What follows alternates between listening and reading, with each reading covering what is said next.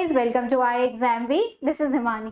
सो guys, आज का हमारा जो CPSS का टॉपिक है उसको हम कंटिन्यू करेंगे अपनी सीरीज को। And the topic that we are going to cover today is regenerative agriculture.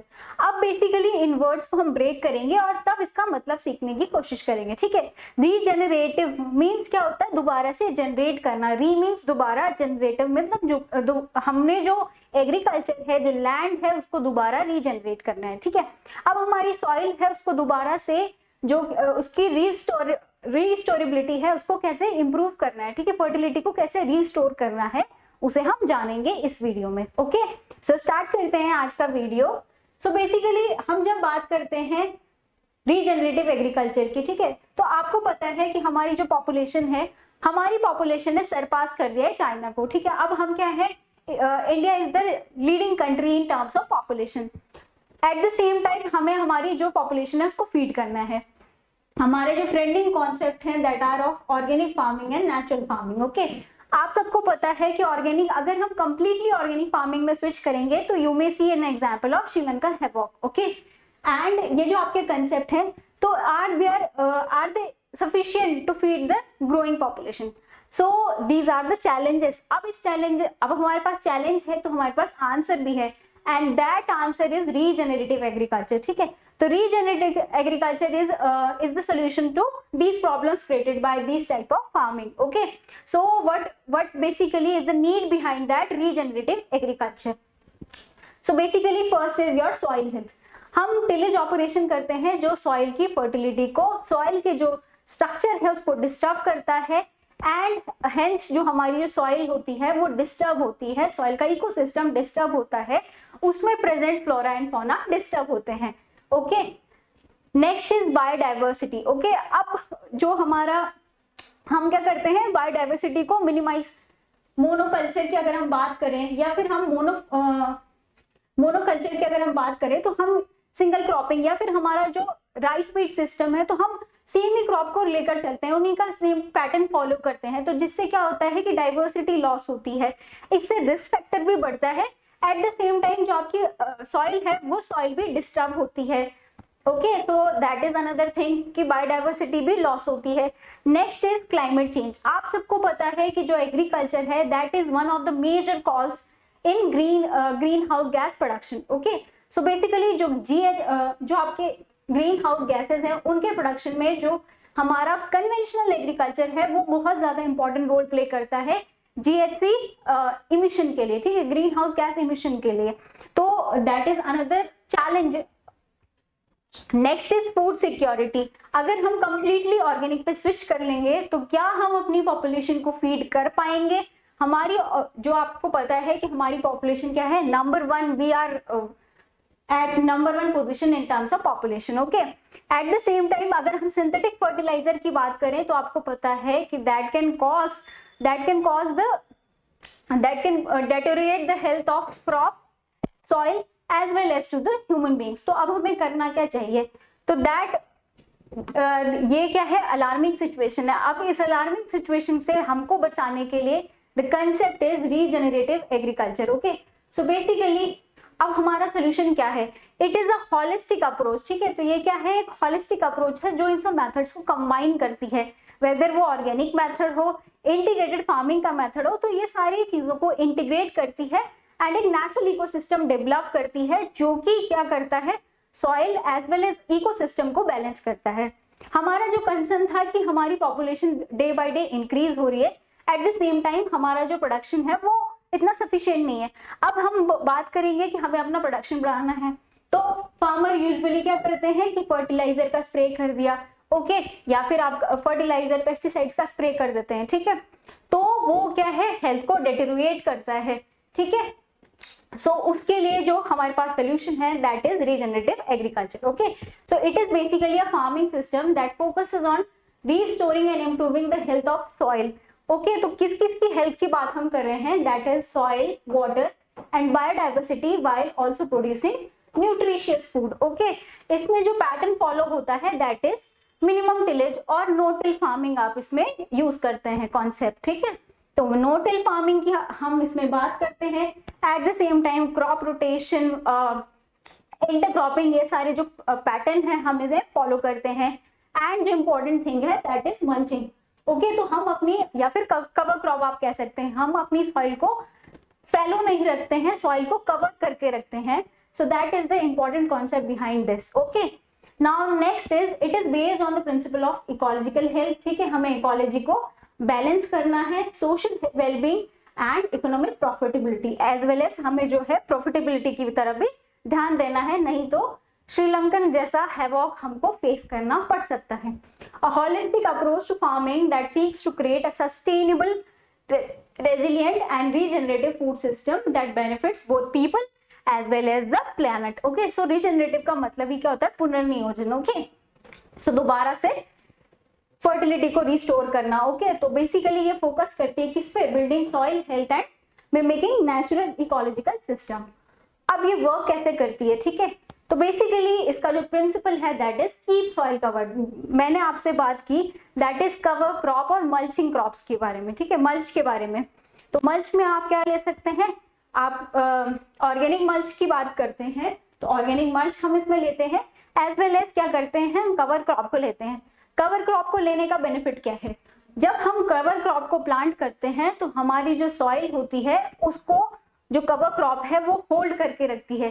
Cover crop उसको होल्ड करके रखेगी तो जो आपकी सॉइल होगी वो प्रोन नहीं होगी इरोजन के लिए। ओके, सो हम हर साल क्या करते हैं? इरोजन से अपना लैंड वेस्ट करते हैं। इरोजन की वजह से जो हमारा एग्रीकल्चर लैंड होता है वो वेस्ट होता है, और आपको पता है कि 1 इंच सॉइल बनने में कितने साल लगते हैं। ठीक है, सो इसलिए हमको सॉइल को प्रोटेक्ट करके रखना है, तो that is keep soil covered.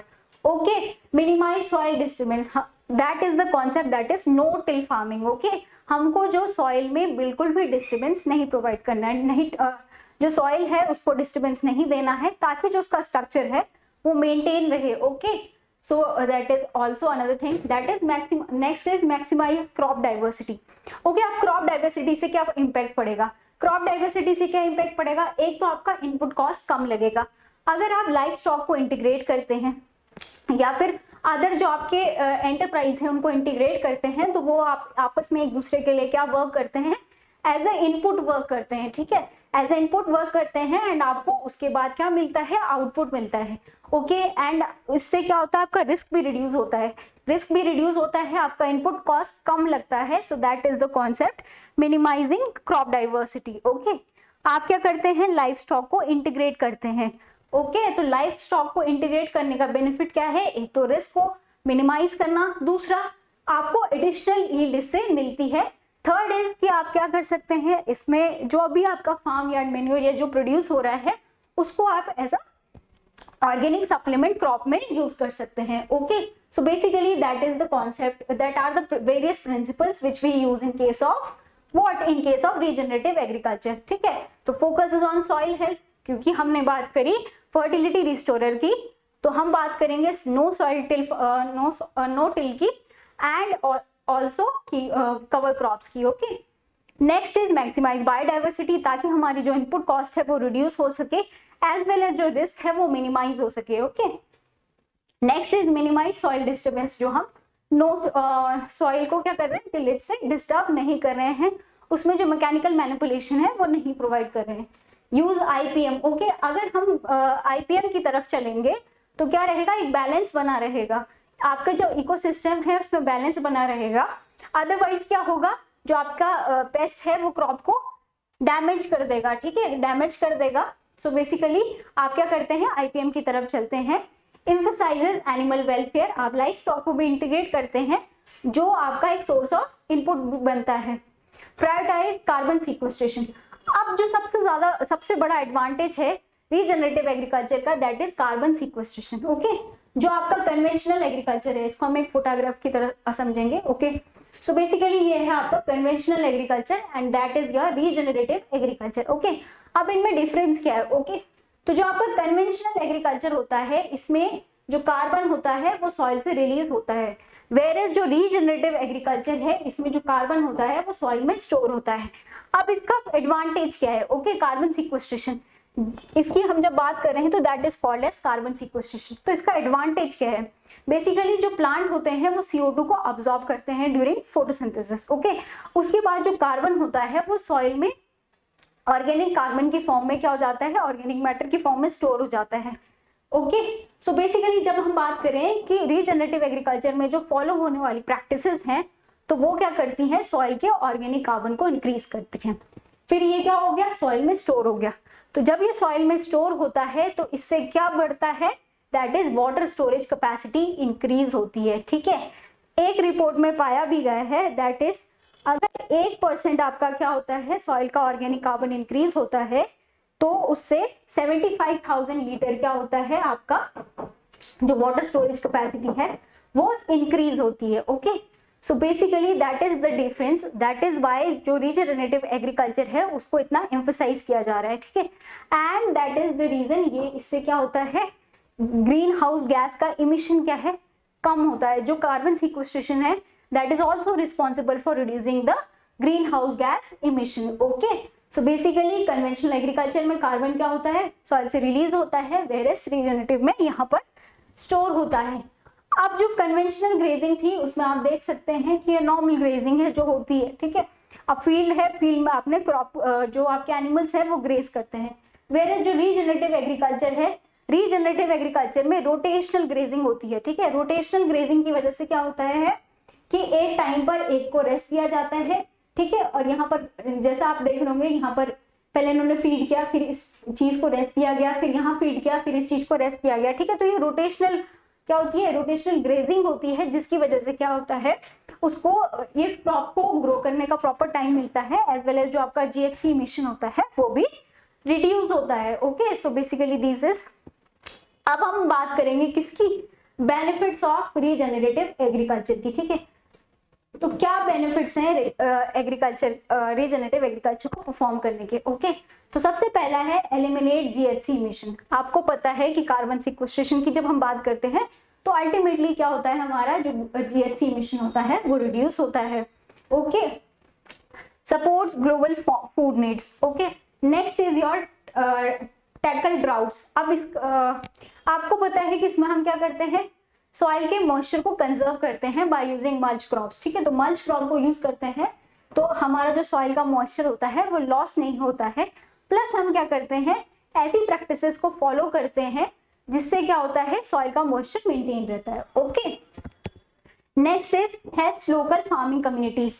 तो इससे जो आपकी लोकल फार्मिंग कम्युनिटीज हैं उनका भी इकोनॉमिक अपलिफ्टमेंट होता है, उनको भी जो खुद को सस्टेन करने का एक तरीका मिलता है। ओके, अब इसके चैलेंजेस क्या क्या हैं, सो बेसिकली क्या क्या चैलेंजेस हमें फेस करने पड़ते हैं अगर हम क्या परफॉर्म करते हैं, रीजनरेटिव एग्रीकल्चर परफॉर्म करते हैं। ओके, इन चैलेंजेस को अगर दूर कर लिया जाए तो ये एक बहुत अच्छा ऑप्शन है अभी में हम जो हमारी पॉपुलेशन है उसको फीड करने के लिए। ठीक है, और जिससे क्या होगा, हमारा इकोसिस्टम भी बैलेंस रहेगा। Okay, first is lack of knowledge and expertise.